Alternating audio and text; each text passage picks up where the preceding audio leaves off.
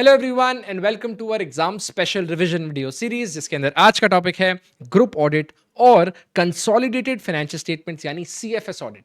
ये टॉपिक आपको आपके एग्जाम में 2 से 5 नंबर तक के लिए देखने मिल सकता है। कभी कभी आईसीएस को एमसीक्यू में और कभी कभी इसको डिस्क्रिप्टिव में टेस्ट कर लेता है। अब इस टॉपिक को पढ़े हम उसके पहले हमको कुछ कॉमन वर्ड्स एस्टैब्लिश करने पड़ेंगे, वो हम सबसे पहले पढ़ते हैं।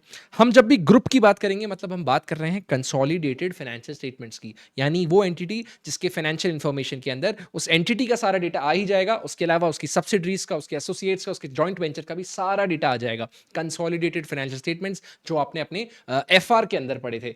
होल्डिंग कंपनी की बात कर रहे हैं मतलब आपको लिखा हुआ दिखेगा पेरेंट, कंपोनेंट लिखा हुआ दिखेगा मतलब आपको समझना है सब्सिडरी कंपनी की बात हो रही है। And finally own financial statements का मतलब है स्टैंड अलोन फाइनेंशियल स्टेटमेंट्स, यानी वो एंटिटी के खुद के फाइनेंशियल स्टेटमेंट्स जिसमें फाइनेंशियल इंफॉर्मेशन में कोई भी सब्सिडरी की, जॉइंट वेंचर की, एसोसिएट की इंफॉर्मेशन नहीं होगी, सिर्फ उस एंटिटी की खुद की इंफॉर्मेशन होगी। तो ये हमने बेसिक बातें पढ़ ली। अब हम शुरू करते हैं बहुत ही मजेदार रिवीजन ऑफ ग्रुप ऑडिट। हम लोग कोशिश करेंगे अगले 45 टू 50 मिनट्स के अंदर पूरा ही टॉपिक एकदम अच्छे से कर लें।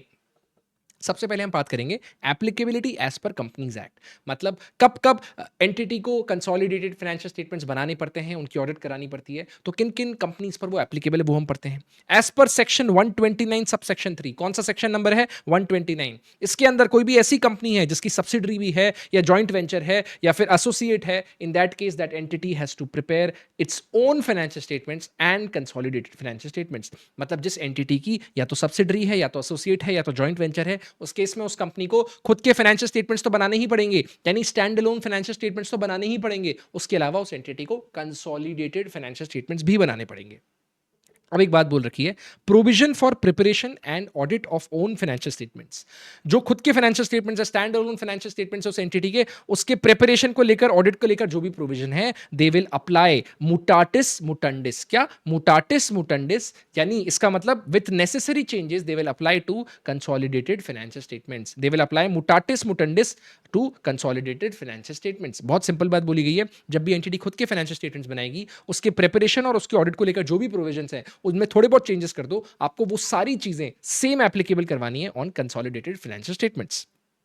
नेक्स्ट बात बोली गई है, जो भी कंसोलिडेटेड फाइनेंशियल स्टेटमेंट्स हैं, they have to be approved by the board of directors and they have to be laid before the AGM along with the stand alone financial statements. अब एक बात बोली गई है, जब भी आप फॉर्म AOC1 फाइल करोगे तो उस फाइलिंग में आपको स्टैंड अलोन फाइनेंशियल स्टेटमेंट्स के साथ में अटैच करना पड़ेगा स्टेटमेंट। तो जब आप सिर्फ स्टैंड अलोन फाइनेंशियल स्टेटमेंट्स डाल रहे हो, तब आपको अटैच करना पड़ेगा उसके साथ statement with the salient features of subsidiaries financial statements. जो भी इंपॉर्टेंट फीचर्स हैं सब्सिडरी के फाइनेंशियल स्टेटमेंट्स को लेकर, वो भी आप एक स्टेटमेंट के थ्रू मेंशन कर दोगे जब भी आप stand alone financial statements file कर रहे हो in the form AOC1। Next बात बोली गई है, जो भी कंसोलिडेटेड फाइनेंशियल स्टेटमेंट्स हैं, they have to be prepared as per schedule 3 and AS और IND AS। तो एंटिटी डिपेंडिंग उस पे AS एप्लीकेबल है कि IND AS एप्लीकेबल है, AS IND AS and schedule 3 के हिसाब से हमारे कंसोलिडेटेड फाइनेंशियल स्टेटमेंट्स प्रिपेयर किए जाएंगे। यहां पर एक बात बोली गई है, the ultimate authority on consolidation lies with AS और IND AS। अल्टीमेट अथॉरिटी किसके पास है? AS के पास, IND AS के पास। नेक्स्ट एंड फाइनल बात बोली गई है, जो भी कंसोलिडेशन है it will begin from the date investor obtains control. जैसे ही इन्वेस्टर को कंट्रोल मिल गया, वो कंसोलिडेशन शुरू कर देगा, एंड जैसे ही वो कंट्रोल लूज हुआ, कंसोलिडेशन विल सीज। तो सबसे पहला टॉपिक हमने पढ़ लिया applicability as per the companies act. इसमें कुछ बेसिक बातें हैं। अब हम कंटेंट में घुसते हैं। ये एक वो एरिया है आईसीआई का जहां से आईसीआई हर ऑल्टरनेट, हर तीसरे अटेम्प्ट में इस एरिया में आके वापस टेस्टिंग करके जाता ही है। अभी तक हमने एप्लीकेबिलिटी पढ़ी थी, अब हम पढ़ेंगे non applicability, that is exemption from preparing consolidated financial statements. तो किन किन एंटिटी को कंसोलिडेटेड फाइनेंशियल स्टेटमेंट बनाने हैं वो तो हमने ऊपर पढ़ लिया उसकी डिटेल्स। अब किन किन एंटिटी को एग्जेम्पशन है, आपको बनाने की जरूरत नहीं है, तो किन किन पे नॉन एप्लीकेबल है वो हम पढ़ लेते हैं। तो इसमें 3 चीजें हैं, as per the companies act कुछ एग्जेम्पशंस हैं, एज पर AS21 कुछ एग्जेम्पशंस हैं, एज पर IND AS 110 कुछ एग्जेम्पशंस हैं। हम तीनों ही चीजें एक एक करके पढ़ लेंगे। सबसे पहले हम पढ़ेंगे एज पर कंपनीज एक्ट। तो यहां पर 3 कंडीशंस हैं और वो तीनों कंडीशन पूरी होंगी तभी उस कंपनी को एग्जाम्पशन मिलेगा from preparing consolidated financial statements. सबसे पहली, all the wholly partially owned subsidiary, wholly हो चाहे पार्शियली ओन्ड सब्सिडरी हो, चाहे अदर मेंबर्स हो including those who are not entitled to vote, उन सबको कंपनी ने इंटीमेट कर दिया है राइटिंग में। और राइटिंग में इंटीमेट करने के बाद पहले तो क्या इंटीमेट किया होगा कि हम लोग कंसोलिडेटेड फाइनेंशियल स्टेटमेंट्स नहीं बनाने वाले। ये इंटीमेशन जो है, इसका proof of delivery of intimation भी कंपनी के पास है।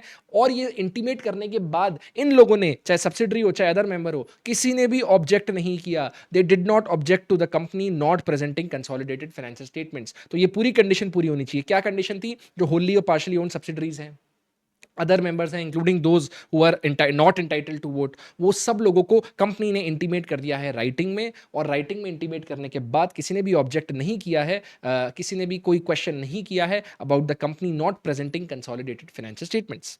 नेक्स्ट कंडीशन, जो कंपनी की सिक्योरिटीज हैं ना तो वो लिस्टेड हैं और ना ही वो प्रोसेस में है लिस्ट करवाने के इन और आउटसाइड इंडिया। तो ये दूसरी पॉइंट हो गया, ना वो लिस्टेड एंटिटी है, ना उस कंपनी में कोई प्रोसेस चल रहा है कि हम लोग सून कमिंग साल में या थोड़े टाइम में लिस्ट कराने वाले हैं, इन और outside India, and its ultimate or any intermediary holding company files consolidated financial statements with the registrar। मतलब आप इस डायग्राम पे आओ, हम लोग ये होल्डिंग कंपनी है, तब ये सबसे बड़ी कंपनी होगी, उसकी सब्सिडरी होगी इंटरमीडियरी, और उसके बाद होगी ये वाली कंपनी। तो ये जो होल्डिंग कंपनी है, एक तरीके से हम लोग होल्डिंग कंपनी पढ़ रहे हैं, बिकॉज इस होल्डिंग कंपनी की फर्दर सब्सिडरीज होंगी, इसलिए हम लोग कंसोलिडेशन पर्पज से इसकी बात कर रहे हैं।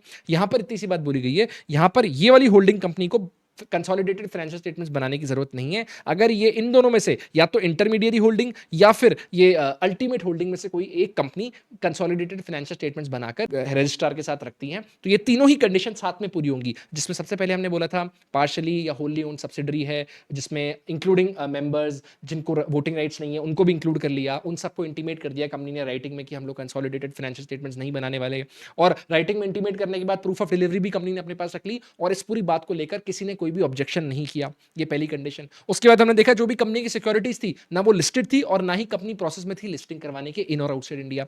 फिर हमने देखा या तो कंपनी की अल्टीमेट या फिर इंटरमीडिएरी होल्डिंग कंपनी जो है वो फाइल करती है consolidated financial statements with the registrar. तो ये तीनों ही कंडीशन पूरी हो जाती हैं तो एज पर कंपनीज एक्ट हमको एग्जम्पशन है from preparing consolidated financial statements.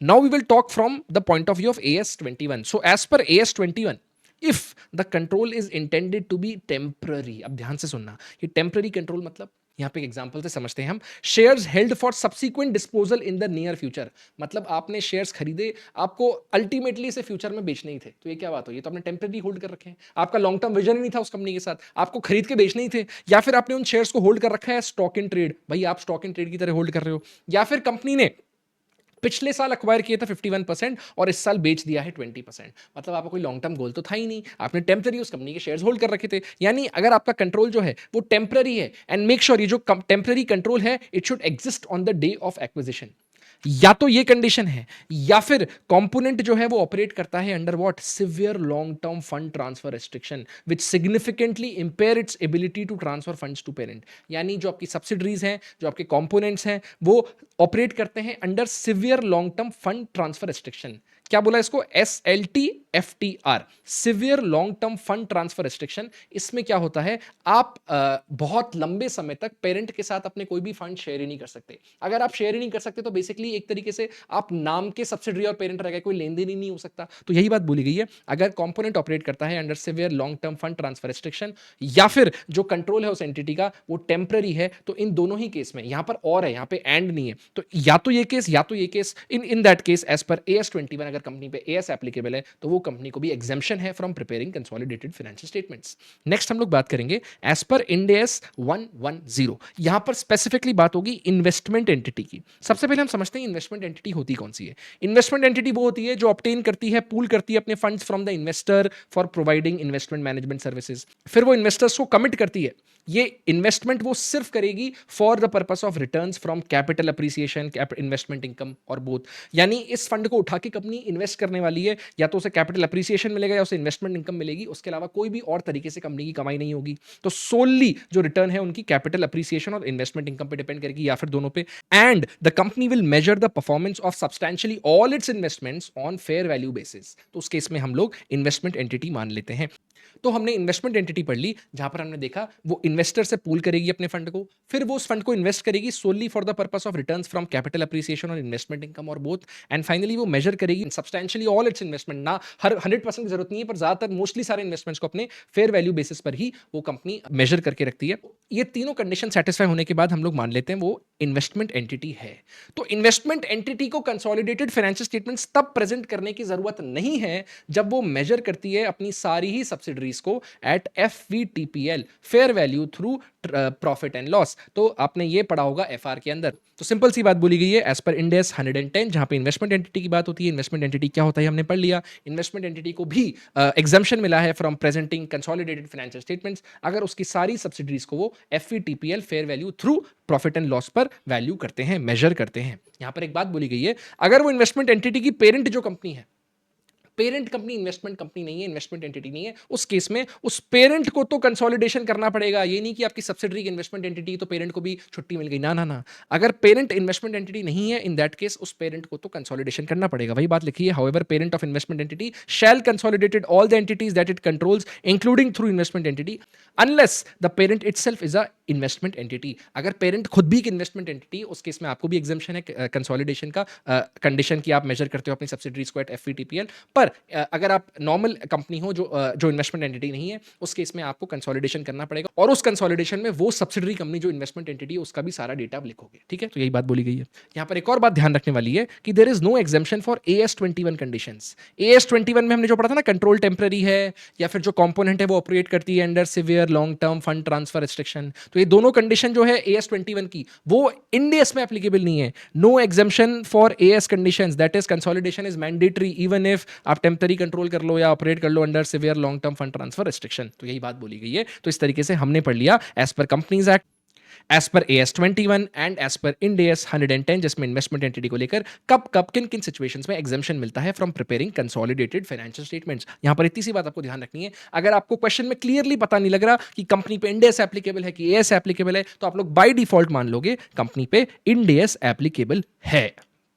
यहां पर एक छोटी सी बात बोली गई है that if you are not required to prepare consolidated financial statements as per either AS और Ind AS, in that case it is sufficient कि आप शेड्यूल 3 का कंप्लायंस पूरा कर लो। तो अगर आपको रिक्वायरमेंट नहीं थी AS इंड AS से कंसोलिडेटेड फाइनेंशियल स्टेटमेंट्स प्रिपेयर करने की, आपको इतना मेक श्योर कर लेना है it is sufficient for you to comply with schedule 3, यानी डिस्क्लोजर्स इन द नोट्स जो है वो शेड्यूल 3 के हिसाब से कंप्लाई कर लो, आपका काम हो जाएगा। नेक्स्ट हम लोग बात करने वाले हैं रिस्पॉन्सिबिलिटी ऑफ द पेरेंट और the holding company for consolidated financial statements. तो भाई होल्डिंग कंपनी आपकी क्या रिस्पॉन्सिबिलिटी है रिगार्डिंग कंसोलिडेटेड फाइनेंशियल स्टेटमेंट्स? आप लोग को आइडेंटिफाई करने पड़ेंगे components and it's financial information, आप लोग को आइडेंटिफाई करने पड़ेंगे सेगमेंट्स फॉर सेगमेंट रिपोर्टिंग, आपको ही आइडेंटिफाई करने पड़ेंगे related party transactions for reporting purposes. तो तीनों काम आपको करना है, आपको आइडेंटिफाई क्या क्या करना है, आपको कंपोनेंट्स भी आइडेंटिफाई करना है, आपको सेगमेंट्स भी आइडेंटिफाई करना है सेगमेंट रिपोर्टिंग के लिए, और उसके बाद आपको आइडेंटिफाई करने पड़ेंगे रिलेटेड पार्टीज भी और रिलेटेड पार्टी ट्रांजैक्शंस भी, ताकि उनको भी आप अपनी रिपोर्टिंग में अच्छे से जो भी कंसोलिडेटेड फाइनेंशियल स्टेटमेंट्स बनाओ उसमें ऐड कर सको। उसके बाद आपको अप्रोप्रिएट कंसोलिडेशन एडजस्टमेंट्स करने पड़ेंगे। कंसोलिडेशन एडजस्टमेंट्स जो एफआर में पढ़ते हैं हम, मैंडेटरी क्वेश्चन आता है जिसको देख के दिमाग खराब हो जाता है, जिसमें पूरे नंबर नहीं आते, वही बात। तो उस एंटिटी को कंसोलिडेशन एडजस्टमेंट्स भी करने पड़ेंगे। फिर कोई भी गैप कन्वर्जन है, IFRS को इंड AS में करना है, कोई अलग अलग एंटिटीज को अलग अलग फ्रेमवर्क के हिसाब से बनाया हुआ था, कोई IFRS के हिसाब से बनाया हुआ था, कोई इंड AS के हिसाब से बना रखा था, तो उनके जो भी गैप कन्वर्जन है वो भी होल्डिंग कंपनी आपको ही करने पड़ेंगे, और आपको ही हार्मोनाइज करना पड़ेगा, आपको हार्मोनाइज करनी पड़ेंगी अकाउंटिंग पॉलिसीज और फ्रेमवर्क। अगर दोनों ही कंपनीज, होल्डिंग कंपनी और सब्सिडरी कंपनी में अलग अलग अकाउंटिंग पॉलिसीज फॉलो होती हैं, तो आपको दोनों को एक अकाउंटिंग पॉलिसीज के हिसाब से लाना पड़ेगा और उसके हिसाब से कंसोलिडेटेड फाइनेंशियल स्टेटमेंट्स बनाने पड़ेंगे। तो होल्डिंग कंपनी आपकी क्या क्या रिस्पॉन्सिबिलिटी है? आपको आइडेंटिफाई करने पड़ेंगे कंपोनेंट्स को, आपको आइडेंटिफाई करना पड़ेगा सेगमेंट्स को, आपको आइडेंटिफाई करना पड़ेगा रिलेटेड पार्टीज को, आपको अप्रोप्रिएट कंसोलिडेशन एडजस्टमेंट्स करने पड़ेंगे, आपको गैप कन्वर्जन करना पड़ेगा, जो भी IFRS को इंड AS में करना है, इंड AS को IFRS में करना है, इंड AS को AS में करना है, जो भी आपको गैप कन्वर्जन है वो भी आपको करने पड़ेंगे, और आपको ही हार्मोनाइज करनी पड़ेंगी accounting policies and framework. Next हम लोग पढ़ने वाले हैं what is the responsibility of the auditor for consolidated financial statements. हमारे क्या ऑब्जेक्टिव्स हैं, हमारी क्या रिस्पांसिबिलिटी है? होल्डिंग कंपनी को तुमने बता दिया तुम्हारे को यही करना है, अब ऑडिटर अपने गिरबान में जाके देखो हमारी क्या क्या रिस्पांसिबिलिटी है। हम लोगों को वैलिडेट करनी पड़ेगी requirement for the preparation of CFS as per applicable financial reporting framework. हमको देखना पड़ेगा क्या इस कंपनी को कंसोलिडेटेड फाइनेंशियल स्टेटमेंट्स बनाने की जरूरत थी और उस हिसाब से हमको इसकी ऑडिट करने की जरूरत है क्या। तो हमने पहले वैलिडेट करी requirement for the preparation of consolidated financial statements as per applicable financial reporting framework. फिर हम लोग सेटिस्फाई करेंगे खुद को that the consolidated financial statements are prepared as per AFRF। पहले देखा कि जरूरत है कि नहीं, फिर देख लिया अगर जरूरत है तो एप्लीकेबल फाइनेंशियल रिपोर्टिंग फ्रेमवर्क के हिसाब से बनाए गए हैं ना वो कंसोलिडेटेड फाइनेंशियल स्टेटमेंट्स, इसका हम लोग सेटिस्फैक्शन लेंगे। नेक्स्ट हम लोग को हमारा ओपिनियन देना पड़ेगा, हमको बताना पड़ेगा क्या consolidated financial statements true and fair view देते हैं कि नहीं देते। एंड फाइनली हमको इंक्वायरी करनी पड़ेगी और रिपोर्टिंग करनी पड़ेगी। इंक्वायरी हम करेंगे section 143 sub section 1 of the companies act के हिसाब से, और रिपोर्टिंग हमें करनी पड़ेगी सेक्शन 143 सब सेक्शन 3 के हिसाब से। तो हमको इंक्वायरी भी करनी पड़ेगी, हमको रिपोर्टिंग भी करनी पड़ेगी on the matters as per companies act 143(1) and 143.3। तो हमने ऑडिटर की रिस्पॉन्सिबिलिटी पढ़ ली। हमको पहले देखना पड़ेगा कि भाई आपको सीएफएस बनाने की जरूरत थी क्या, एंटिटी वैलिडेट करेंगे इसकी रिक्वायरमेंट। फिर हम लोग सेटिस्फाई करेंगे भाई अगर जरूरत थी तो सीएफएस को आपने एएफआरएफ के हिसाब से बनाया कि नहीं बनाया। फिर हमारी रिस्पॉन्सिबिलिटी तो वही रहेगी, हमको ओपिनियन देना पड़ता है, हमारी रिपोर्ट देनी पड़ती है जिसमें ओपिनियन देते हैं हम on the true and fair view of consolidated financial statements. Next हम लोग को इंक्वायरी करनी पड़ेगी, रिपोर्टिंग करनी पड़ेगी as per companies act 143(1), 143(3 respectively. तो अभी तक हमने पढ़ लिया होल्डिंग कंपनी आपकी क्या क्या रिस्पॉन्सिबिलिटीज थी, ऑडिटर आपकी क्या क्या रिस्पॉन्सिबिलिटीज थी। दोनों पढ़ने के बाद अब हम पढ़ने वाले हैं मैनेजमेंट का रिप्रेजेंटेशन लेटर, यानी रिटर्न रिप्रेजेंटेशन की बात होगी। होल्डिंग कंपनी का मैनेजमेंट जो कंसोलिडेटेड फाइनेंशियल स्टेटमेंट्स बनाता है वो कुछ एस्पेक्ट्स को लेकर ऑडिटर को आश्वासन देगा रिटर्न रिप्रेजेंटेशन के थ्रू कि भाई हमने ये चीजें कंप्लाई करी है, हमने ये चीजें मेक श्योर करी है। क्या क्या चीजें?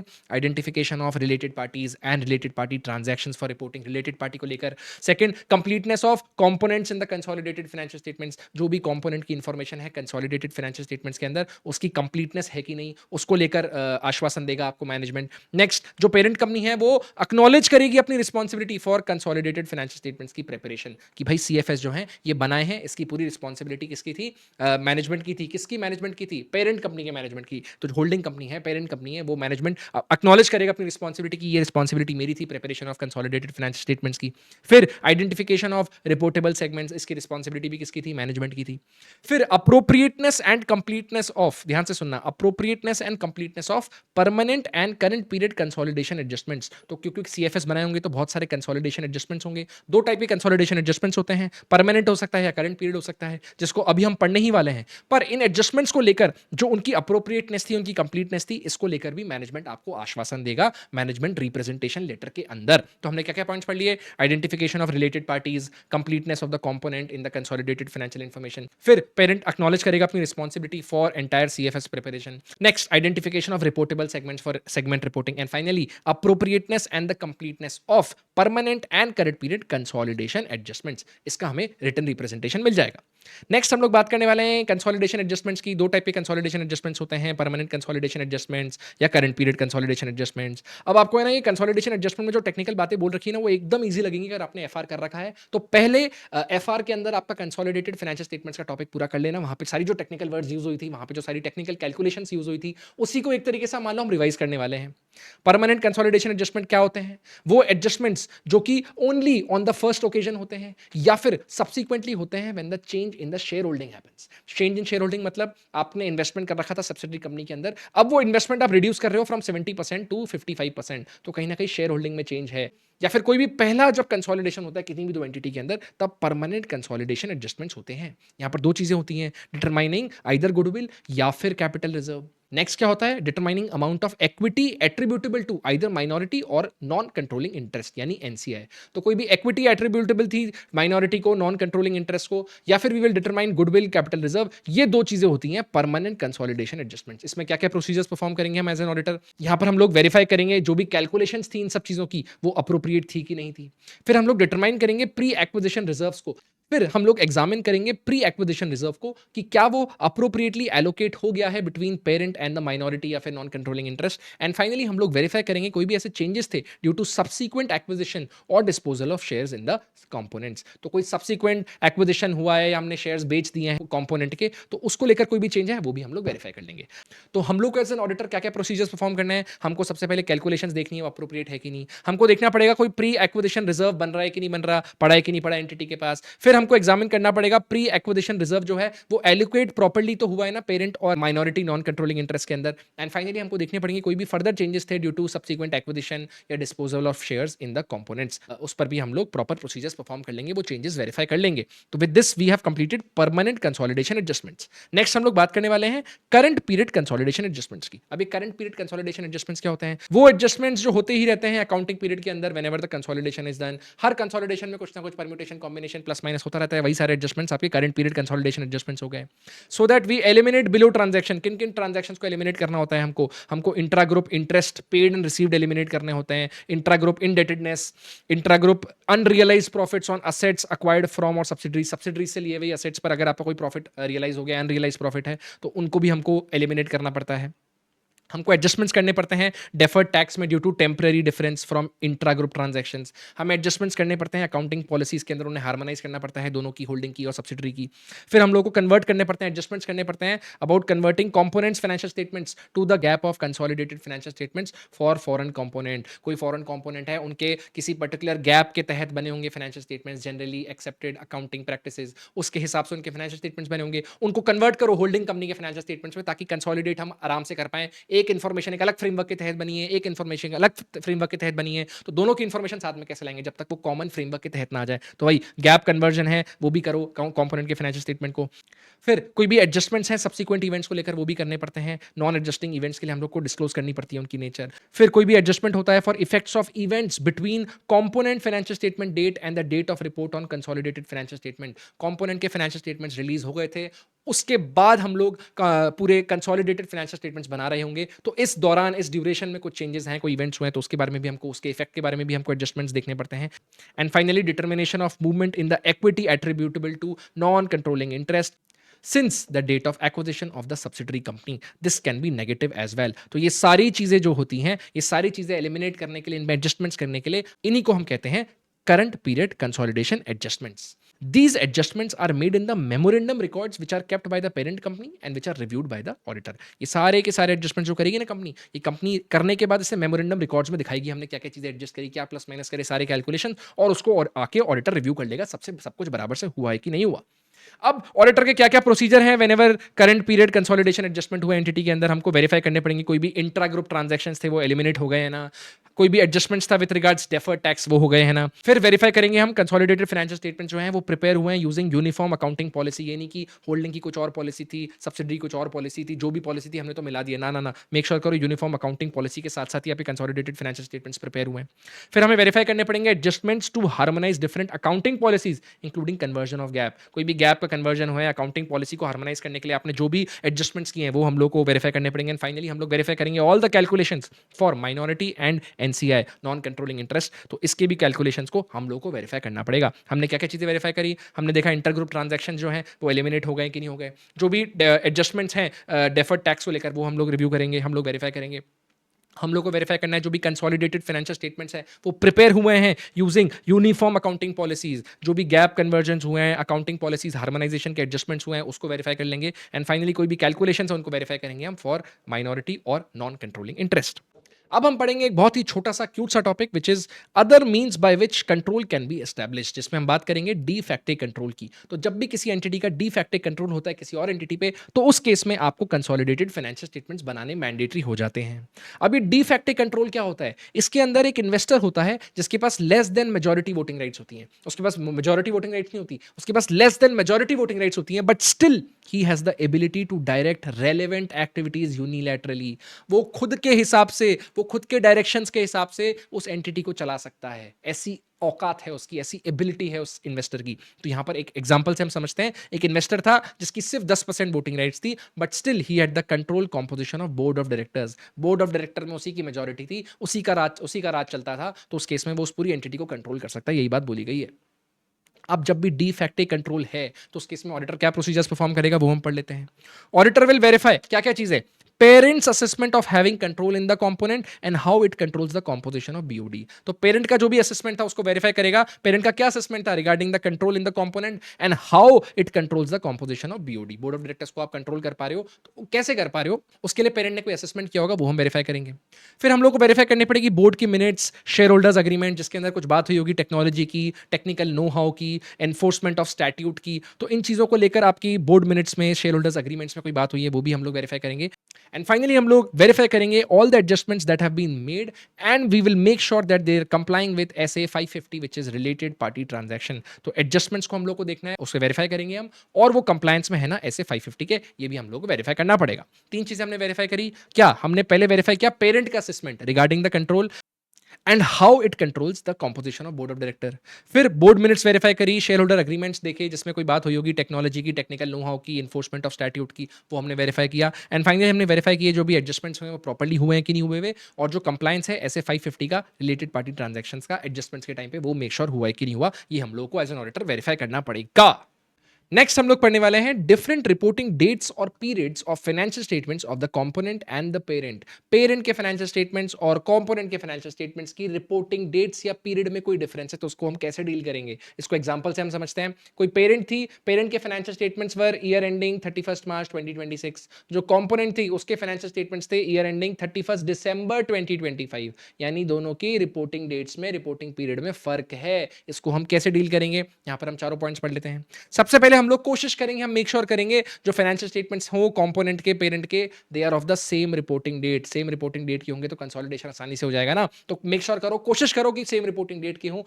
पर अगर ये प्रैक्टिकेबल नहीं है, in that case we will make sure that the adjustments are made. Adjustments किन किन चीजों को लेकर, significant transactions occurring between components and parents financial statements dates. यानी इन दोनों डेट्स के बीच में कोई भी सिग्निफिकेंट ट्रांजैक्शंस अकर हुए हैं, उन सारे एडजस्टमेंट्स को अकाउंट कर लिया है हमने while making consolidated financial statements. तो ये मेक श्योर करो।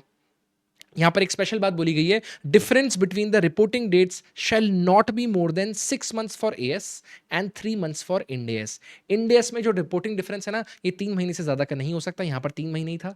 और एएस के अंदर मैक्सिमम 6 महीने का ही डिफरेंस हो सकता है, उससे ज्यादा का नहीं हो सकता। तो एक बात का ध्यान रखना, जब भी रिपोर्टिंग डेट्स की बात होगी, difference of reporting dates between component and parent, तो एएस के अंदर मैक्सिमम 6 महीने ही हो सकती है और इंडेस के अंदर मैक्सिमम 3 महीने का ही डिफरेंस हो सकता है। नेक्स्ट बात बोली गई है, if the changes in the reporting periods of the components have material effect on the consolidated financial statements. इस बात को समझना क्या बोला गया है। अगर जो कंपोनेंट थी इसकी अभी हमने देखी ईयर एंडेड 31 दिसंबर 2025 थी, अगर हमको डेटा मिल जाता है एज ऑन 31 मार्च 2026, तो हमने जो भी चेंज किया इन the reporting period of the component and ये चेंज से आपके कंसोलिडेटेड फाइनेंशियल स्टेटमेंट्स के अंदर कोई मटेरियल इफेक्ट पैदा हुआ है। फॉर एग्जांपल हमने 3 महीने का और डेटा ऐड कर दिया, तो कंपोनेंट के डेटा के ऐड होने के साथ साथ हमारे कंसोलिडेटेड फाइनेंशियल स्टेटमेंट्स का फॉर एग्जांपल प्रॉफिट बहुत अगर बढ़ गया, तो कोई मटेरियल इफेक्ट है कंसोलिडेटेड फाइनेंशियल स्टेटमेंट्स पर। In that case we will ensure that the entity discloses this change and the manner of treatment in consolidated financial statement. Disclose करो इस चेंज को, और कंसोलिडेटेड फाइनेंशियल स्टेटमेंट्स में इसको कैसे आपने ट्रीट किया है, उसकी अकाउंटिंग के बारे में आप manner of accounting, manner of treatment आप बता दो। तो हमने क्या क्या बातें कर ली। Whenever there is a difference in the reporting date periods of the financial statements of component and the parent, सबसे पहले हमको मेक श्योर करना है जो कंपोनेंट और पेरेंट हो उसकी सेम रिपोर्टिंग डेट हो। पर अगर वो प्रैक्टिकेबल नहीं है तो हम एडजस्टमेंट्स मेक श्योर करेंगे हो गए हैं regarding significant transactions which have occurred between components and parents financial statement dates. उसके बाद हमने एक चीज पढ़ी, अगर इंडेस का केस है तो मैक्सिमम 3 महीने का रिपोर्टिंग पीरियड का डिफरेंस, और अगर एएस का केस है तो मैक्सिमम 6 महीने का रिपोर्टिंग पीरियड का डिफरेंस अलाउड है। और अगर कोई चेंजेस होते हैं रिपोर्टिंग पीरियड के अंदर कंपोनेंट के which has a material effect on the consolidated financial statements, then make sure that the entity discloses this change and the manner of treatment in the consolidated financial statement. Next हम लोग पढ़ने वाले हैं auditors consideration for materiality. Materiality आपकी पूरी audit में बार बार use होता है, फाइनली ग्रुप ऑडिट में भी इसका जिक्र आ गया। तो ये टॉपिक पढ़ने से पहले आपको ना एसए 600 के बेसिक्स एकदम क्लियर होने चाहिए। तो कोशिश करना पहले एसए 600 कवर कर लो, ताकि इस टॉपिक को आप बहुत ही इंटरेस्टिंग तरीके से भी कर पाओ और आपको कंसेप्चुअल क्लैरिटी भी अच्छी आ जाए। हम लोग पढ़ने वाले हैं मटीरियलिटी के बारे में, पर आपको उसके लिए बेसिक आना चाहिए एसए 600 का, जिसमें आपको बता देता हूं, जिसमें how will the auditor use the work of the other auditor. Other auditor कौन सा, कंपोनेंट का ऑडिटर। तो हम लोग उस केस में प्रिंसिपल ऑडिटर बन जाते हैं, हम लोग होल्डिंग कंपनी की ऑडिट करते हैं, कंसोलिडेटेड फाइनेंशियल स्टेटमेंट्स की ऑडिट करते हैं, और हम लोग कंपोनेंट ऑडिटर यानी अदर ऑडिटर के काम को यूज करते हैं। उसमें पूरा बात हुआ था एसए 600 के अंदर। यहां पर हम पॉइंट्स पढ़ते हैं। पहला, computing materiality for the group as a whole to assess appropriateness of the consolidation adjustments. हम लोग पूरे कंसोलिडेटेड फाइनेंशियल स्टेटमेंट्स की ऑडिट करेंगे। कंसोलिडेटेड फाइनेंशियल स्टेटमेंट्स में होल्डिंग भी आ जाएगा, सब्सिडरी भी आ जाएगा, एसोसिएट भी आ जाएगा, जॉइंट वेंचर भी आ जाएगा, तो पूरा का पूरा ग्रुप आ जाएगा। तो पूरे ग्रुप की मटीरियलिटी हमको कंप्यूट करनी पड़ेगी। Next, we will compute materiality for each component and communicate this to the component auditor for true and fair view on the consolidated financial statements. अब ध्यान से सुनना क्या बात बोली गई है। पहले हमने materiality ग्रुप लेवल पे देख ली। अब हमने अलग अलग कंपोनेंट्स को, एक सब्सिडरी उठाई और सब्सिडरी में देखा इसकी क्या मटीरियलिटी होनी चाहिए, किसी और एसोसिएट को उठाया उसको देखा इसकी क्या मटीरियलिटी होनी चाहिए, और जो भी कंपोनेंट ऑडिटर्स हैं जो इस सब्सिडरी को ऑडिट करने वाले हैं उनको जाके कम्युनिकेट कर दिया, भाई अगर आप सिर्फ सब्सिडरी की बात करो तो उसकी मटीरियलिटी इतनी है, तो इस मटीरियलिटी को बेस रखते हुए आप अपनी ऑडिट करना है। इसकी मटीरियलिटी के ऊपर के ट्रांजैक्शंस आपके लिए इंपॉर्टेंट है, इसके नीचे के ट्रांजैक्शंस आपके लिए इंपॉर्टेंट नहीं है। तो हमने दो लेवल पे मटीरियलिटी एस्टैब्लिश करी। सबसे पहले हमने कंप्यूट करी मटीरियलिटी ग्रुप लेवल पे, पूरे के पूरे ग्रुप पे कंसोलिडेटेड फाइनेंशियल स्टेटमेंट विच जिसमें सारा डेटा आ गया, उसमें मटेरियलिटी हमने देखी वो ऑफ कोर्स ज़्यादा होगी। फिर हमने मटेरियलिटी एक-एक कंपोनेंट की देख ली, वो कम होगी। हर कंपोनेंट में कई बार कुछ कोई छोटा कंपोनेंट होगा, कोई छोटी-मोटी सब्सिडरी होगी जिसमें ज़्यादा ट्रांजैक्शन नहीं होते होंगे, उसमें मटेरियलिटी कम होगी। कोई बड़ी सब्सिडरी होगी जिसमें ज़्यादा ट्रांजैक्शन होते होंगे, बड़ी वॉल्यूम ऑफ ट्रांजैक्शन होगी, उसमें सब मटेरियलिटी ज़्यादा होगी। तो अलग-अलग कंपोनेंट की मटेरियलिटी हमने डिफाइन करी और हमने कम्युनिकेट कर दी उसे कंपोनेंट ऑडिटर को, जो भी उस कंपोनेंट की ऑडिट करने वाला है, उस ऑडिटर को बता दिया कि भाई तेरी मटेरियलिटी इतनी है, तेरी मटेरियलिटी इतनी है, क्योंकि मैं ग्रुप लेवल पर ऑडिट कर रहा हूँ। फिर हम लोग यूज करेंगे उस मटेरियलिटी को for group level to determine if the components financial statements are material to the group.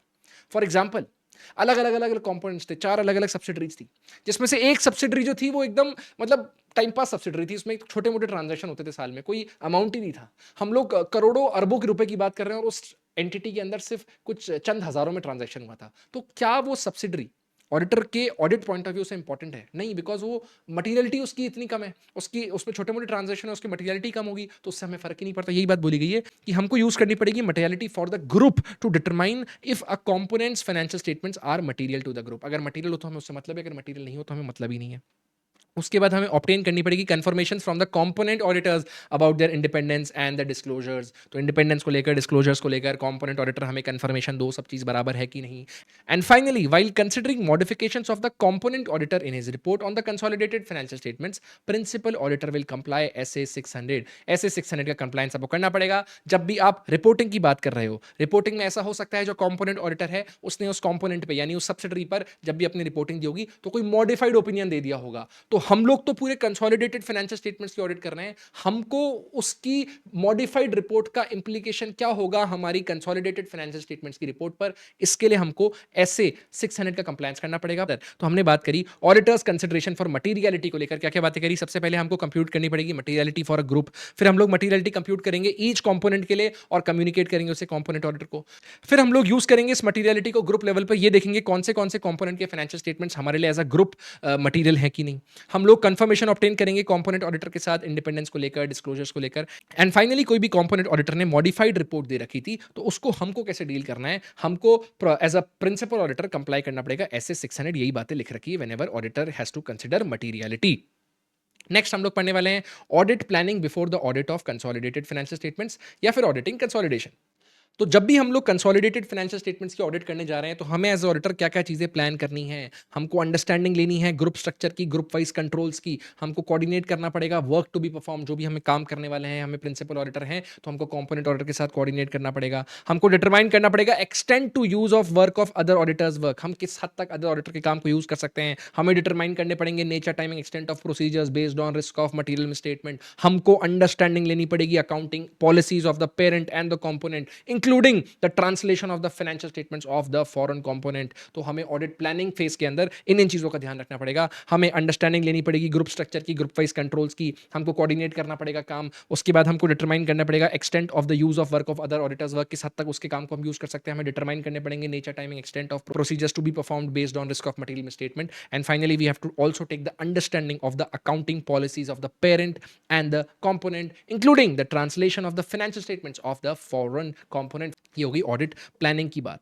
Audit planning हम कैसे करेंगे whenever we are auditing consolidated financial statements. Next हम लोग बात करने वाले हैं audit procedures perform to check completeness of the information of all the components included in the consolidated financial statements. हम लोग कंसोलिडेटेड फाइनेंशियल स्टेटमेंट्स की ऑडिट कर रहे हैं तो वो कंप्लीटनेस कैसे मेक श्योर करेंगे कि भाई एंटिटी ने जो फाइनेंशियल स्टेटमेंट्स बनाए हैं उसमें कंपोनेंट का सारा डेटा आ गया, तो वो कंप्लीटनेस कैसे हम मेक श्योर करेंगे एज एन ऑडिटर, वो हम उसके बारे में हम पढ़ लेते हैं क्या क्या प्रोसीजर हमें परफॉर्म करने पड़ेंगे। हमें रिव्यू करने पड़ेंगे previous year working papers for known component, जिन कंपोनेंट्स को हम जानते हैं, जिनको हमने पहले भी ऑडिट कर रखा है, उसके लिए हम लोग हमारे previous year working papers review करेंगे।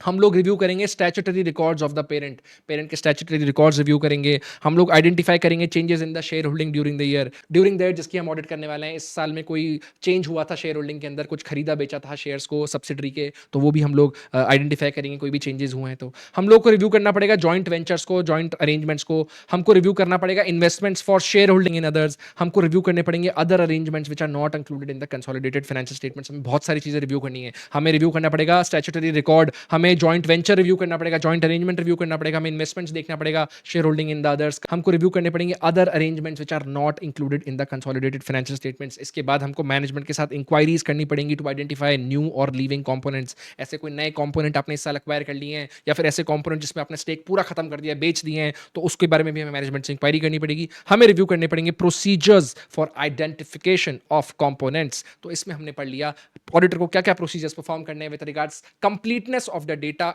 Of the information of the component. क्या क्या बातें हमें रिव्यू करना पड़ेगा, प्रीवियस ईयर का वर्किंग पेपर, हमें आइडेंटिफाई करने पड़ेंगे changes in the share holding during the year, कोई मैनेजमेंट के साथ इंक्वायरी करके हमारा कोई नया कंपोनेंट आ गया है या पुराना कंपोनेंट चला गया है, रिव्यू करने पड़ेंगे प्रोसीजर्स कि मैनेजमेंट ने कैसे आइडेंटिफाई करा है कंपोनेंट्स को। उसके बाद हमें रिव्यू करने पड़ेंगे स्टैट्यूटरी रिकॉर्ड्स, रिव्यू करने पड़ेंगे joint ventures, joint arrangements, review करने पड़ेंगे investment in the share holding of others, और हम रिव्यू करेंगे other arrangements which are not included in the consolidated financial statements.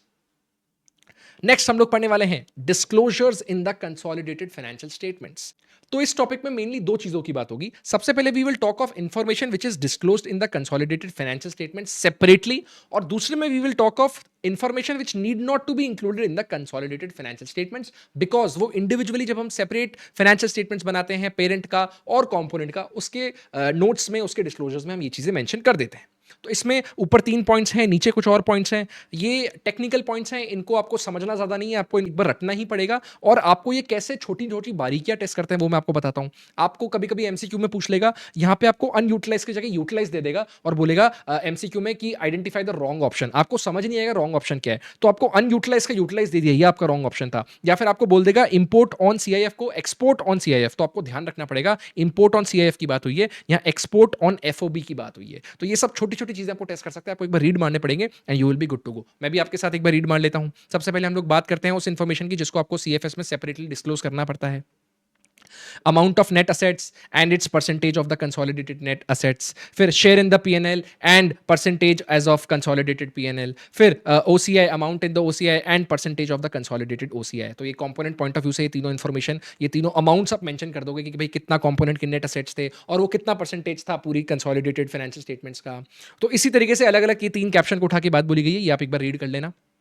Next आपको पूछा गया कंसोलिडेटेड फाइनेंशियल स्टेटमेंट्स में किन किन चीज़ों को हमें सेपरेटली मेंशन नहीं करना पड़ता, इसको हम लोग नोट्स में ऐड कर देते हैं। Individual separate financial statements of parent and the component, क्या क्या चीज़ें हैं, कोई डिस्क्लोजर रिक्वायरमेंट थी एमएसएमई एक्ट की, source of the bonus shares, disclosure of unutilised money, statement of investments, expenses in foreign currency for royalty know how professional fees, remittance in the foreign currency for dividends, value of import of CIF basis raw material components spare parts capital goods, import on CIF basis, फिर value of imported and indigenous raw materials spare parts components which is earnings in your foreign currency. इसमें 4 चीजें हैं, export on FOB basis, royalty know how professional fees, interest and dividend, other income with nature. अभी मैंने आपको समझाया नहीं है, मैंने सिर्फ रीड करें बिकॉज इसको समझने पर्सपेक्टिव से आपको दिमाग नहीं लगाना, आपको सिर्फ इनको एक बार रीड मार के रटना ही पड़ेगा, आपको सबकॉन्शियसली याद होने चाहिए, आपका ये क्रैक हो जाएगा। ठीक है, तो हमने क्या बात बोली, हमने ऊपर बात करी ऐसी चीजें जो सीएफएस में आपको मैंडेटरी डिस्क्लोजर में देनी पड़ती हैं, और नीचे हमने बात करी वो जो हमको सीएफएस में मैंडेटरी नहीं बताने की जरूरत है। नेक्स्ट हम लोग बात करने वाले हैं रिपोर्टिंग रिक्वायरमेंट्स की। तो इसमें अलग अलग केस में हमें कैसे रिपोर्टिंग करनी है whenever we are doing a group audit. तो सबसे पहले हम लोग रिपोर्ट करेंगे whether the principals and the procedures for the preparation and the presentation of consolidated financial statements, basically जो आपके एएस हैं वो फॉलो हो रहे हैं कि नहीं हो रहे, इस पर हम रिपोर्ट करेंगे। फिर हम लोग देखेंगे अगर कोई डेविएशन है तो वो हमको कंसिडर करना पड़ेगा एज पर एसए 705, जिसमें अलग अलग type of qualification of opinions की बात होगी, so that users of the consolidated financial statements are aware of such deviation. कोई डेविएशन हो रहा है मतलब हमारी रिपोर्ट बराबर नहीं आएगी, रिपोर्ट में कुछ ना कुछ क्वालिफिकेशन आएगा, कुछ ना कुछ मॉडिफिकेशन आएगा, तो उसी को हमको यूजर्स को बताने के लिए, उनको अवेयर करने के लिए इस डेविएशन के बारे में, इसलिए हमें ऐसे 705 के हिसाब से इसकी रिपोर्टिंग करनी पड़ेगी। और फाइनली एक पॉइंट दे रखा है, auditor shall issue the report expressing opinion whether the consolidated financial statements give a true and fair view of the groups. Group की क्या क्या चीजों को लेकर, स्टेट ऑफ अफेयर्स मतलब बात हो रही है बैलेंस शीट की, फाइनेंशियल रिजल्ट्स जिसमें बात हो रही है कंसोलिडेटेड पीएनएल की, and the cash flow statement. तो हमको हमारी रिपोर्ट इशू करनी है जिसमें हमें बताना है consolidated financial statement true and fair view देते हैं किन 3 चीजों पे, स्टेट ऑफ अफेयर्स मतलब बैलेंस शीट, फाइनेंशियल रिजल्ट्स मतलब कंसोलिडेटेड पीएनएल की बात हो रही है, एंड कैश फ्लो स्टेटमेंट। इस तो हमने तीनों पॉइंट्स पढ़ लिए। Whenever the parent auditor is also the auditor of all it's components, क्या क्या चीजें हमें सबसे पहले रिपोर्ट करना है, that all the principals and procedures for preparation and presentation of consolidated financial statements, यानी बात हो रही है एएस की, ये सब फॉलो हुआ है कि नहीं हुआ। फिर हम लोग देखेंगे अगर कोई डेविएशन है तो हमें उसे ऐसे 705 के हिसाब से कंसिडर करना पड़ेगा, और हमको हमारे यूजर्स को अवेयर करना पड़ेगा अबाउट दिस डेविएशन। फिर हमको बेसिकली इशू करनी है हमारी report expressing our opinion on the consolidated financial statements whether they give a true and fair view regarding these three things. State of affairs, balance sheet की बात हो रही है, financial results, consolidated P&L की बात हो रही है, and finally cash flow statements. Next situation ये है when the parents auditor is not the auditor of all it's component, यानी मैं तो प्रिंसिपल ऑडिटर हूं इस केस में, एसए 600 की बात हो रही है, मैं होल्डिंग कंपनी की ऑडिट कर रहा हूं, मैं कंसोलिडेटेड फाइनेंशियल स्टेटमेंट्स की ऑडिट कर रहा हूं और कंपोनेंट्स की ऑडिट कंपोनेंट ऑडिटर करेगा। तो इसमें क्या बातें बोली गई हैं? Auditor shall consider SA 600। फिर एज पर एसए 706 यानी ईओएम ओएम पैराग्राफ की बात हो रही है, auditor will make the reference of the other auditor, यानी हमने तो सिर्फ पेरेंट की ऑडिट करी है, अदर ऑडिटर्स ने कंपोनेंट की ऑडिट करी है, इस बात का रेफरेंस वो देगा अदर मैटर ओएम पैराग्राफ के अंदर। इस रिपोर्ट के अंदर जो कंसोलिडेटेड फाइनेंशियल स्टेटमेंट पे ऑडिटर देने वाला है उसमें वो प्रॉपर्ली सेपरेटली क्लियरली डिस्क्लोज करेगा क्या क्या चीजें, portion of the financial statements which are audited by the other auditor by stating amount and percentage लिखकर बताओ of the total assets, revenues, cash flows of the components which are not audited by the parent auditor. ये हम लोग separately हमारी report के अंदर mention करेंगे क्या क्या चीजें, portion of the financial statements which are audited by the other auditor, इसकी अमाउंट लिखेंगे, परसेंटेज लिखेंगे कितनी चीजों की, टोटल असेट्स की, रेवेन्यूज की, कैश फ्लोज की, of all those components which are not audited by the parent auditor. And finally, such reference is not a qualification of opinion, but rather indication of the divided responsibility between auditor of the parent and its subsidiary. ये reference देना एक qualification को नहीं दर्शाता, ये reference देकर हमने एक report की quality बढ़ाई है, हमने आपको सब कुछ बताया है कि भाई इतना मैंने audit किया था, इतने के लिए हमने component पे depend किया था, इतने percent के लिए, इतने amount of total assets, of revenues, cash flows, तो ये बहुत अच्छी तरीके की reporting है। Such reference is not a qualification, but rather an indication कि हमने divided responsibility के साथ काम किया था। तो हमने क्या क्या पॉइंट्स पढ़ लिए? Whenever the parent auditor is not the auditor of all it's component, सबसे पहले तो हमको कंसीडर करना पड़ेगा ऐसे 600 में यही बात होती है, using the work of other auditor, component को ऑडिटर। फिर एज पर एसए 706 हम लोग को रेफरेंस देना पड़ेगा अदर ऑडिटर का ओएम पैराग्राफ के अंदर, और हम हमारी रिपोर्ट में डिस्क्लोज करेंगे portion of the financial statement audited by the other auditor by stating the amount and percentage of what, total assets, revenues and the cash flows of the component not audited by the parent auditor. And finally हम लोग को ये बताना है जो reference है ये qualification नहीं है ओपिनियन का, it's rather a indication of divided responsibility between the auditor of the parent and the subsidiary. Next topic हम पढ़ने वाले हैं when the component auditor's report on the financial statements under accounting framework is different than the parent's accounting framework, यानी consolidated financial statement जिस accounting framework के तहत बनेंगे और जो कंपोनेंट के फाइनेंशियल स्टेटमेंट जिस अकाउंटिंग फ्रेमवर्क के तहत बने हैं ये दोनों अलग हैं। तो उस केस में हम क्या करेंगे? उस केस में पेरेंट को परफॉर्म करना पड़ेगा कन्वर्जन। कन्वर्जन किसका करेगा? वो कंपोनेंट के फाइनेंशियल स्टेटमेंट को उस फ्रेमवर्क में कन्वर्ट करेगा जो कि कंसोलिडेटेड फाइनेंशियल स्टेटमेंट का फ्रेमवर्क है, बिकॉज अल्टीमेटली हमको सारा ही डेटा कंसोलिडेटेड फाइनेंशियल स्टेटमेंट्स में लेकर आना है। तो जो उसका फ्रेमवर्क है उसके हिसाब से आपको कन्वर्ट करना पड़ेगा कंपोनेंट का फाइनेंशियल स्टेटमेंट। तो हमने सबसे पहले बात करी पेरेंट कन्वर्जन परफॉर्म करेगा, फिर हम लोग को ये जो कन्वर्जन के एडजस्टमेंट्स है इनको ऑडिट करना पड़ेगा। हमारा एज अ प्रिंसिपल ऑडिटर हमारी रिस्पॉन्सिबिलिटी है कि हमको ये कन्वर्जन के एडजस्टमेंट्स को ऑडिट करना पड़ेगा ताकि हम इंश्योर कर सकें जो भी इंफॉर्मेशन है कंपोनेंट की वो सूटेबल हो गई है और अप्रोप्रिएट हो गई है कंसोलिडेशन पर्पस के लिए। अब यहां पर एक बात बोल रखी है कि पेरेंट यूजुअली तो आपको कन्वर्जन परफॉर्म करना पड़ता है, पर कई बार एक कंपोनेंट है वो समझदार है, वो बोलती है कोई बात नहीं सर, आप परेशान मत हो, हम दोनों ही अकाउंटिंग फ्रेमवर्क के हिसाब से बना देंगे। वो अकाउंटिंग फ्रेमवर्क जो हमको जिसके हिसाब से हमको बनाने थे हमारे फाइनेंशियल स्टेटमेंट्स, और वो अकाउंटिंग फ्रेमवर्क जो कंसोलिडेशन पर्पस के लिए यूज होता है, तो दोनों ही अकाउंटिंग फ्रेमवर्क के हिसाब से हम बना देते हैं, आप परेशान मत हो। सो हमने लिखा हुआ है कंपोनेंट में alternatively prepare financial statements on the basis of parents accounting policies as per the group accounting manual। Group accounting manual के अंदर पेरेंट की अकाउंटिंग पॉलिसीज मेंशन होगी, उसके हिसाब से कंपोनेंट खुद अपने फाइनेंशियल स्टेटमेंट्स प्रिपेयर कर देता है। यहां पर बात बोली गई है अगर कंपोनेंट खुद फाइनेंशियल स्टेटमेंट्स प्रिपेयर कर देता है तो हम लोकल कंपोनेंट ऑडिटर को बोल सकते हैं कि वो ऑडिट रिपोर्ट इशू करे on these financial statements so that they can be used by the parent auditor. यानी कंपोनेंट आपने अपने लेवल पे फाइनेंशियल स्टेटमेंट्स बना दिए पेरेंट अकाउंटिंग पॉलिसी को देखकर ग्रुप अकाउंटिंग मैनुअल के हिसाब से, तो हम किसी लोकल कंपोनेंट ऑडिटर को उठाएंगे और बोलेंगे चेक कर लो कि सब कुछ बराबर है कि नहीं और अपनी रिपोर्ट इशू कर दो।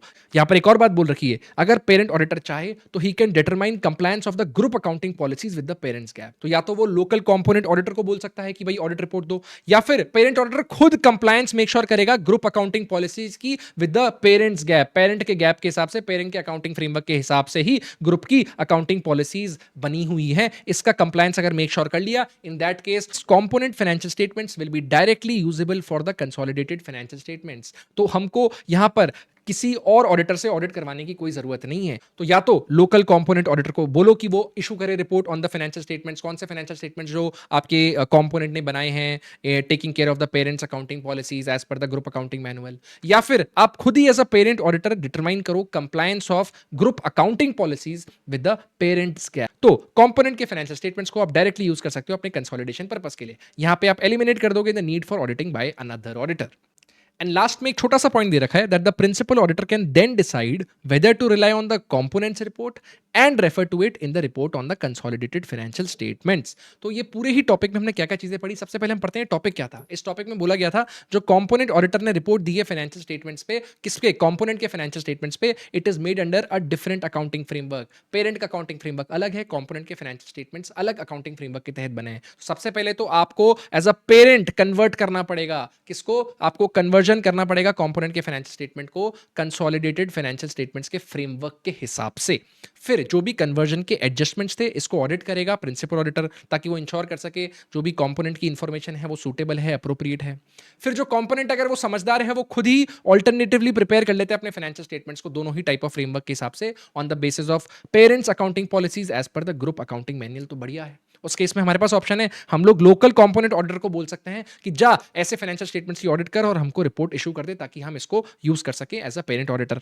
पर अगर पेरेंट ऑडिटर खुद मन बनाता है और वो डिटरमाइन करता है compliance of the group accounting policies with the parent's gap, तो इससे ये इंश्योर होगा कि जो कंपोनेंट का फाइनेंशियल स्टेटमेंट है वो हम डायरेक्टली यूज कर सकते हैं कंसोलिडेशन पर्पस के लिए, and this will eliminate the need for auditing by another auditor. And यहां पर एक छोटी सी बात बोली गई थी, जो भी प्रिंसिपल ऑडिटर है he can then decide whether to rely on the component's report, component की रिपोर्ट पर रिलाई करे, और वो इसी चीज को रेफर कर सकते हैं अपनी रिपोर्ट में ऑन कंसोलिडेटेड फाइनेंशियल स्टेटमेंट्स। इसी में आपको एक एप्लीकेशन बेस्ड क्वेश्चन था मॉड्यूल के अंदर जिसमें एक पॉइंट दे रखा था मेथड ऑफ डेप्रिसिएशन को लेकर। तो एक बात का ध्यान रखना, मेथड ऑफ डेप्रिसिएशन जो है ना वो अकाउंटिंग एस्टीमेट होता है, वो कोई अकाउंटिंग पॉलिसी नहीं होता। तो ऊपर हमने बात करी थी अकाउंटिंग पॉलिसी की, और यहां पर आपको घुमाने के लिए क्वेश्चन दिया था method of depreciation. Method of depreciation is an accounting estimate and not an accounting policy as per Ind AS 8। तो ये हमने पढ़ लिया है, थोड़ा सा टेक्निकल था बट आप इसको एक बार और पढ़ोगे समझोगे तो आपको समझ आ जाएगा। अब हम नेक्स्ट टॉपिक करते हैं। When the component auditors report under auditing framework, ध्यान से पढ़ना, auditing framework की बात हुई है, is different than the parents auditing framework। ऊपर हमने अकाउंटिंग फ्रेमवर्क की बात करी थी, अकाउंटिंग फ्रेमवर्क में आपके इंड AS आ गए, AS आ गए, आपके IFRS आ गए, पर नीचे हम लोग बात कर रहे हैं ऑडिटिंग फ्रेमवर्क की। यानी इस केस में एग्जांपल की तरह आप समझो, जो भी आपका कंपोनेंट होगा वो किसी फॉरेन कंट्री में होगी, तो फॉरेन कंट्री की जो कंपोनेंट ऑडिटर हैं उन्होंने उस कंट्री के स्टैंडर्ड्स के हिसाब से उधर की ऑडिट करी होगी। स्टैंडर्ड्स ऑन ऑडिटिंग जो नॉर्मली हम इंडिया में फॉलो करते हैं उसके हिसाब से नहीं, कोई बाहर के स्टैंडर्ड्स के हिसाब से ऑडिट करी होगी और आपने ऑडिट रिपोर्ट दी होगी। पर हम तो पेरेंट के ऑडिटर हैं, हमें तो कंसोलिडेटेड फाइनेंशियल स्टेटमेंट्स की ऑडिट देखनी है, तो हमको यहां पर ऑडिट पे जो ओपिनियन देना है वो इंडियन गैस के हिसाब से देना पड़ेगा। इंडियन क्या होता है, Indian generally accepted auditing standards के हिसाब से। तो हमको एसएस के हिसाब से हमारी ऑडिट करनी पड़ेगी, हमारी रिपोर्ट देनी पड़ेगी। पर जो कंपोनेंट ऑडिटर ने हमको रिपोर्ट दी है वो किसी और ऑडिटिंग फ्रेमवर्क के हिसाब से दी है, तो उसके इसमें हम क्या करेंगे, सबसे पहले तो हमें क्या मेक श्योर करना है कि जो ऑडिट होती है फाइनेंशियल स्टेटमेंट्स की including consolidated financial statements, it is normally performed as per Indian GAAS. तो हम चाहते हैं कि नॉर्मली तो वो इंडियन गैस के हिसाब से ही हो,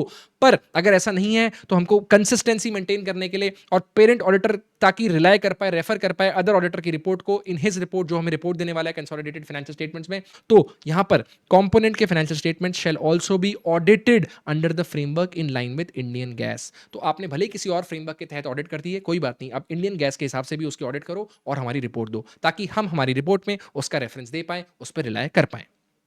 तो normally it is prepared as per Indian GAAS, but अगर ऐसा नहीं है तो कंसिस्टेंसी मेंटेन करने के लिए, पेरेंट ऑडिटर को रिलाई करने के लिए, रेफर करने के लिए अदर ऑडिटर की रिपोर्ट, हमको कंपोनेंट के जो फाइनेंशियल स्टेटमेंट है उनको भी ऑडिट कराना पड़ेगा under the same framework in the line with Indian gas, Indian generally accepted auditing standards. Next हम लोग एक और सिचुएशन कवर कर लेते हैं। अगर जो कंपोनेंट थी वो ऑडिट ही नहीं हुई थी, अभी तक तो हम कंपोनेंट ऑडिटर की रिपोर्ट पर रिलाई कर रहे थे as a parent auditor, as a principal auditor, पर यहां पर जो कंपोनेंट है वो ऑडिट ही नहीं हुई, तो उस केस में हम क्या करेंगे, parent auditor shall consider unaudited components in evaluating possible modifications. तो हम जो हमारी रिपोर्ट देने वाले हैं ऑन कंसोलिडेटेड फाइनेंशियल स्टेटमेंट्स, उस पर हम इवैल्यूएट करेंगे पॉसिबल मॉडिफिकेशन। क्यों हमें मॉडिफिकेशन की बात करनी पड़ रही है, बिकॉज एज एन ऑडिटर हम लोग sufficient and appropriate audit audit evidence ही नहीं ऑब्टेन कर पा रहे about the amounts and balances of the component. हमने तो कंपोनेंट की ऑडिट करी नहीं, ना कोई कंपोनेंट ऑडिटर ने हमें कोई रिपोर्ट दी, तो हम लोग तो फंस गए ना। हम तो ऑब्टेन ही नहीं कर पा रहे sufficient appropriate audit evidence regarding anything with regards the component. तो हम जो कंसोलिडेटेड फाइनेंशियल स्टेटमेंट में हमारी रिपोर्ट देने वाले हैं, उसमें हम इवैल्यूएट करेंगे पॉसिबल मॉडिफिकेशंस को। अब यहां पर एक बात बोल रखी, जब हम इवैल्यूएट करें तो हमें both quantitative and qualitative factors देखने पड़ेंगे on the possible effect of unaudited amount as per SA 705। तो हम लोग को इवैल्यूएट करने पड़ेंगे both qualitative and quantitative factors. तो सिंपल सी बात बोली गई है कि जो पेरेंट का ऑडिटर है वो अनऑडिटेड कंपोनेंट को लेकर इवैल्यूएट करेगा possible modification on his report on consolidated financial statements, because वो ऑब्टेन ही नहीं कर पा रहा है sufficient and appropriate audit evidence. Evaluate करते समय हमको both quantitative and qualitative factors देखने पड़ेंगे। ये छोटे से पॉइंट जो हमने पढ़ लिए whenever the component is not audited. And finally, the last part is accounting treatment for consolidation of subsidiaries as per companies Ind AS rules 2015। तो यहां पर एक कुछ छोटी मोटी बातें करी गई जो आप खुद से पढ़ सकते हैं, not so relevant from exam point of view, basic वही बातें हैं। इसमें अलग अलग इंडेसेस का जिक्र है, आपकी वही एफआर की अलग अलग बातें हैं, कंसोलिडेशन जब हम करते हैं तो क्या क्या चीजें हम मेक श्योर करते हैं, तो यही सब छोटी मोटी बातें हमको पढ़नी पड़ेंगी। तो ये आप एक बार रीड मार लेना, you will be very good to go with group audit. And with this, we have successfully completed our exam special revision for group audit. I hope you like it. मैंने कोशिश करी कि आपको सारे ही पॉइंट्स डेप्थ में जाके समझाऊं। Conceptual है, थोड़ा सा टेक्निकल है, बट स्कोरिंग है। तो मेक श्योर करना कि हम लोग इस रिवीजन वीडियो के बाद इसको अच्छे से कर लें। और प्लीज़ कोई अभी तक देख रहा हो तो कमेंट्स में जाके पॉजिटिवली लिखना अपना नाम, और उसके पहले लिखना सीए और लिखना हैशटैग हम डेफिनेटली क्लियर करेंगे। अच्छा लगा हो तो प्लीज़ अपना फीडबैक शेयर करना, इससे मुझे भी बहुत मोटिवेशन मिलता है।